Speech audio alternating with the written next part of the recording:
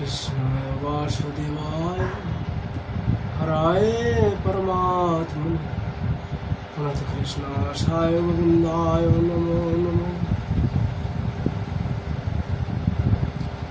मुनिन पूर्वाचलं तच्चरणं विभो ललितानि जदियनि लक्ष्मणे ब्रजेर पते पते जे चरणेर मनोहर ध्वज वज्रंकुर सिंहादि विराजित मनेन प्रे ध्वनिते मुखरित श्री कृष्णेर शिशरं जुगल बन्धनाक।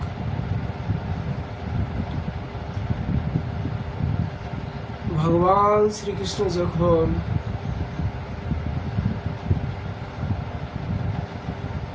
দ্বারকা থেকে সাধারণ প্রস্থানের সময়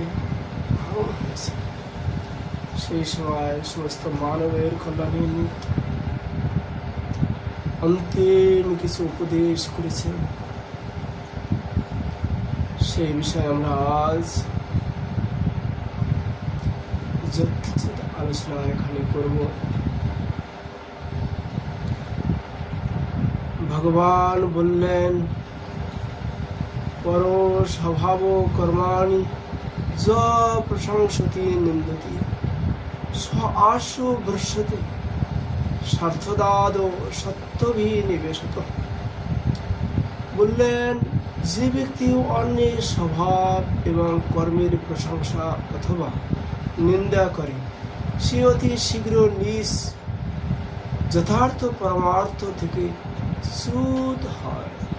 কারণ সাধারণত দ্বৈতের অভিনিবেশে তার প্রতি সত্য বুদ্ধি পোষণে নিষেধ করে এবং প্রশংসা ও নিন্দা বাক্য তার সত্যতার ভ্রমকে আরো সুদৃঢ় করে।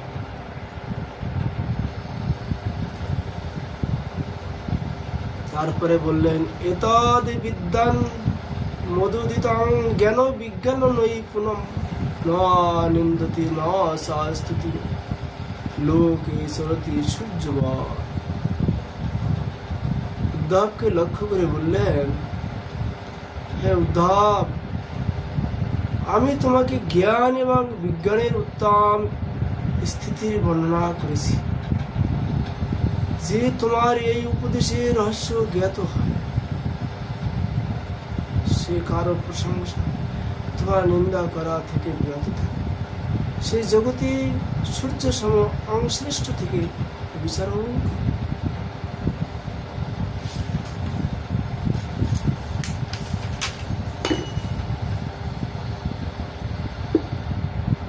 আরো বললেন, হে উদ্ধব, যেমন উত্তম রূপে চিকিৎসিত না হলে রোগের সমূল বিনাশ হয় না এবং তা বারবার বৃদ্ধি প্রাপ্তি হারে মানুষকে কষ্ট দেয়, ঠিক সেইভাবে যে মনের বাসনার এবং কর্মের সংস্কারের সম্পূর্ণভাবে অবসান হয়নি, অর্থাৎ যে স্ত্রী পুত্র আদিতে আসক্ত, তা বারংবার অপরিপক্ষ যোগীকে বিচলিত করতে থাকে এবং বহুবার যোগ ভ্রষ্ট করে দেয়।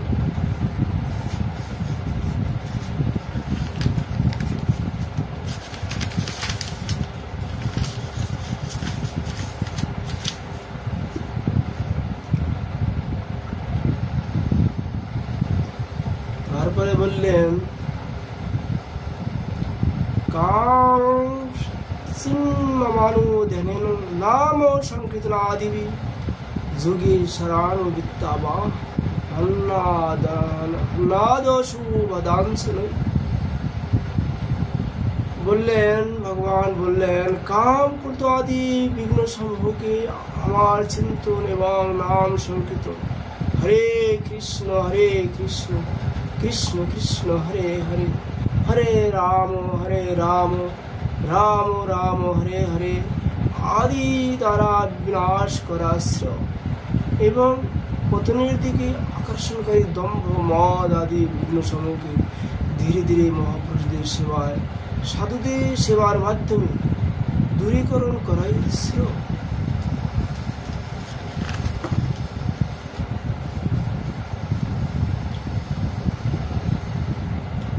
एकादश स्कंदे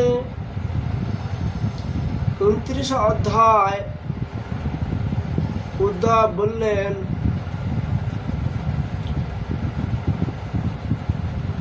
সুদূর চরাম ইমাং মন্যে যোগ চর্যা মনাত্মনো যথাঞ্জসা প্রমাণ সিদ্ধে তন্মে বুজঞ্জসা সুত। উদ্ধব ভগবান শ্রীকৃষ্ণকে বললেন, হে অচ্যুত, যে মনকে বশীভূত করতে সক্ষম হয়নি তার পক্ষে আপনার দ্বারা বর্ণিত যোগ সাধনা করা অতি কঠিন বলে আমার মনে হয়। অতএব আপনি এইবার এমন কোন সহজ সরল পথ বলুন যাতে মানব অনায়াসে আপনার পরম পদ প্রাপ্ত করতে সক্ষম হয়।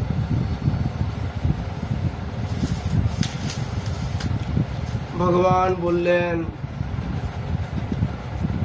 হন্ততে কথাইষ্যামি মম ধর্মান সুমঙ্গলান জঞ্জদ্ধয়া আচরণ মৃত্যু মৃত্যুঞ্জয়তি দুর্জয়।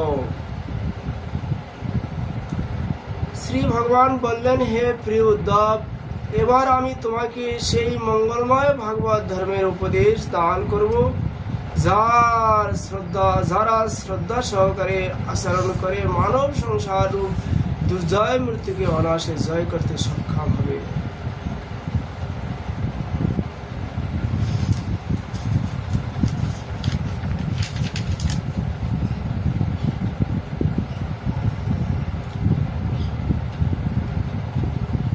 একাদশ স্কন্ধে 29 অধ্যায় নবম শ্লোকে বললেন, পূজ্যাৎ সর্বাণি কর্মাণি মৈদার্থং সনগৈ স্মরণ মর্যার্পিত মনোচিত্ত মদ ধর্ম আত্মমনোরতি।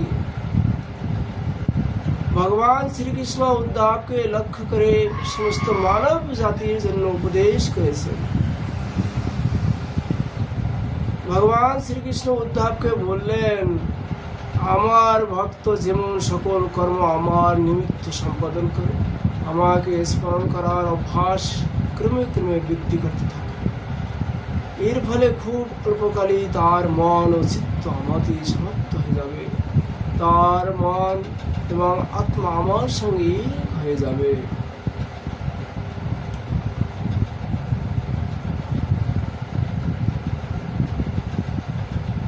আমার ভক্ত সাধু ব্যক্তিগণ যে পবিত্র স্থানে নিবাস করে থাকেন সেইখানেই যেন তারা নিবাস করে, অর্থাৎ বৃন্দাবন ধামে যেন সাধক নিবাস করে। এই কথা ভগবান শ্রীকৃষ্ণ ইঙ্গিত করেছেন সমস্ত বিশ্ববাসীকে উদ্ধবকে লক্ষ্য করে। দেবতা অসুর অথবা মানব যারাই আমার অন্যান্য ভক্ত তাদের আচরণ সমূহকে যেন অনুসরণ করে।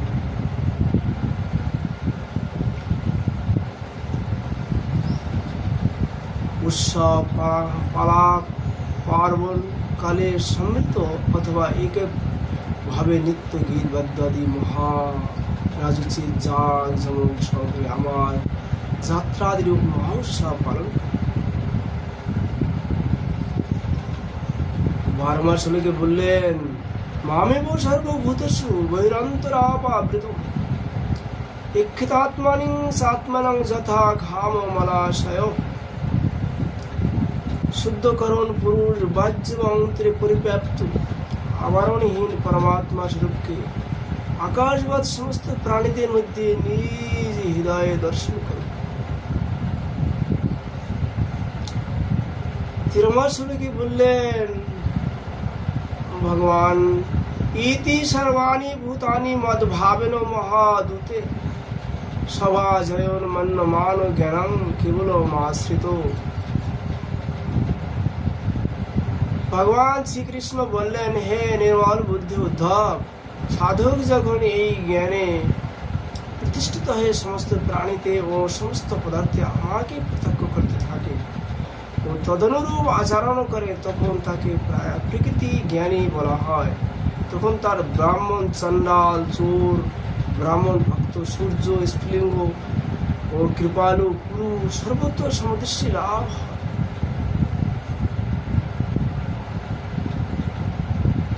15 শ্লোকে বললেন নরেস্ব ভিক্নং মদ্ভাবং পুংসং ভাবায়তো শিরা স্মৃদা সুয়তিরস্কার সহংকারং বিয়ন্তি।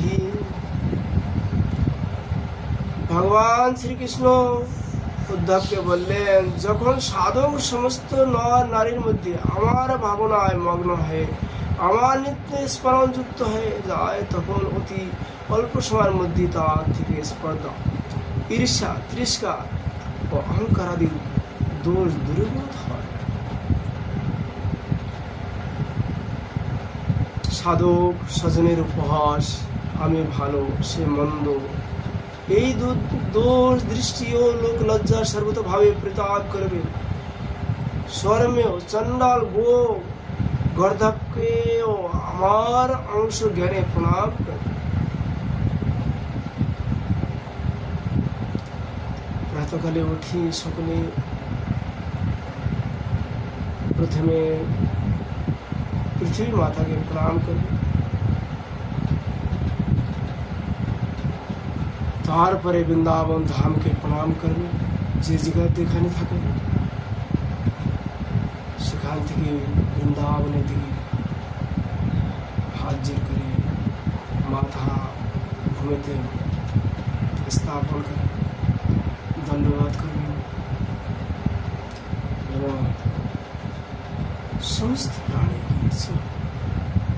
যত প্রাণী কুকুর, বিড়াল, গাধা, মনুষ্য সমস্ত যে কোনো প্রাণীর সমস্তকে মনে মান প্রণাম করবে, কারণ সমস্ত জীবই ভগবানের অংশ। এইরূপ যিনি মনের দ্বারা এবং বুদ্ধির দ্বারা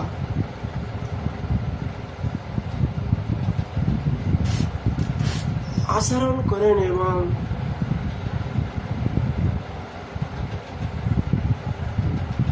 ব্যবহারেও সেই রকম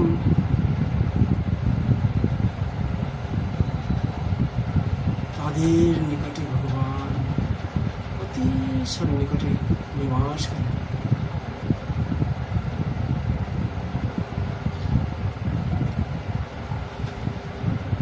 তারপরে বললেন 17 শ্লোকে বললেন যাবৎ সর্বেষু ভূতেষু মদ ভাবনোপজায়তে তাবদেবম উপাসিতুম বম মনো কায় বৃত্তিবি। 17 শ্লোকে বললেন সমস্ত প্রাণীর মধ্যে মদ ভাব অর্থাৎ ভগবত ভাব না আসা পর্যন্ত সাধক কায় মনোবাক্যে সর্বসংকল্প সর্বকর্ম দ্বারা আমার সাধনায় নিযুক্ত থাকবে। হরে কৃষ্ণ কৃষ্ণ কৃষ্ণ হরে হরে, হরে রাম রাম রাম হরে হরে। এই মন্ত্রটি মনে মনে জপতে জপতে আপনারা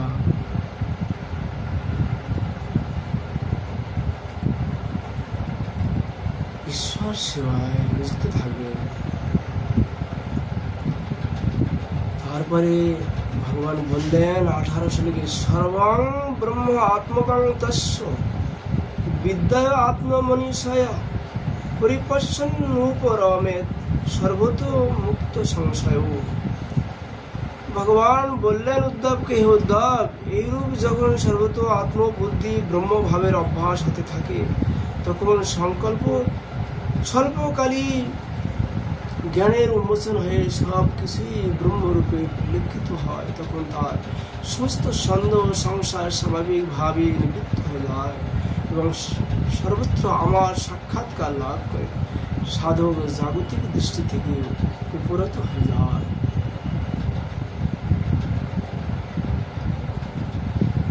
উনিশ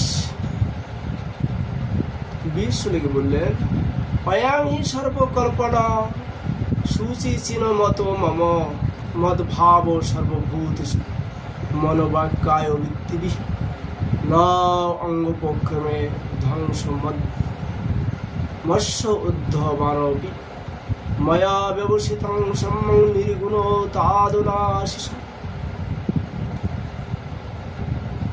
ভগবান বললেন আমার মতে আমার প্রাপ্তির যত উপায় আছে তার মধ্যে সর্বশ্রেষ্ঠ হলো সর্বজীবে সর্বপদার্থে কায় মনোবাক্যে আমার অবস্থিতির ভাবে তদ্গত সিদ্ধ হবে। শ্রীকৃষ্ণ চৈতন্য মহাপ্রভু সনাতন গোস্বামীকে যখন উপদেশ করেছিলাম, যখন সনাতন গোস্বামী মহাপ্রভু উপদেশ করেছিলেন, তখন এই কথা বললেন, ভাগবতী কথা, জীবকে উপর দয়া, জীবে দয়া, নামে রুচি, বৈষ্ণব সেবন, ইহ হইতে ধর্ম নাই, শুনে শোনার্থ। এই শ্লোকটি মহাপ্রভু নিজ মুখে সনাতন গোস্বামীর পাঠকে শুনিয়েছেন।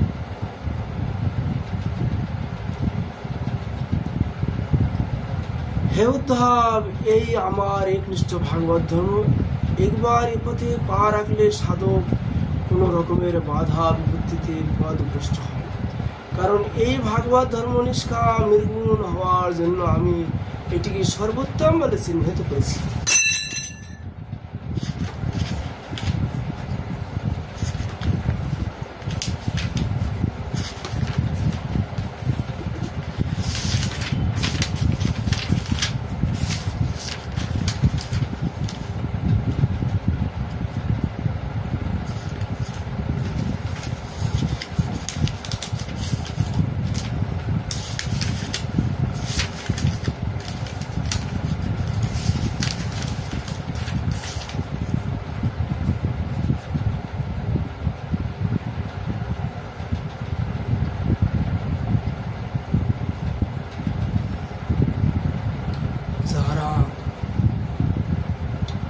ভগবান শ্রীকৃষ্ণের শ্রীমুখ বাণী,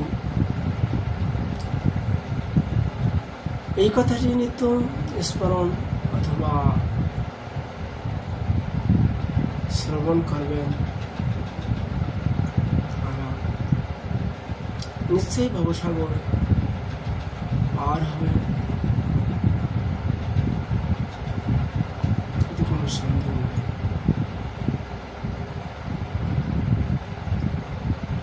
আপনারা প্রত্যেকে শ্রীমদ্ ভাগবত প্রতিদিন অধ্যয়ন করার চেষ্টা করবেন। বর্তমান তো অতি সহজ সরল উপায় ভাগবত পাওয়ার, কারণ গীতা প্রেস থেকে বাংলা ভাষায়ও শ্রীমদ্ ভাগবত পাওয়া যায়। সব জায়গায় ভারতের ভিতরে, হিন্দুস্তানের সর্বত্র পাওয়া যাচ্ছে, হিন্দি, বাংলা, অনেক ভাষায়। আপনারা শ্রীমদ্ ভাগবত ধর্ম পালন করার চেষ্টা করবেন এবং প্রতিদিন শ্রীমদ্ ভাগবত অধ্যয়ন করার চেষ্টা করবেন। অবশ্যই ভগবান আপনাদেরকে কৃপা করবেন।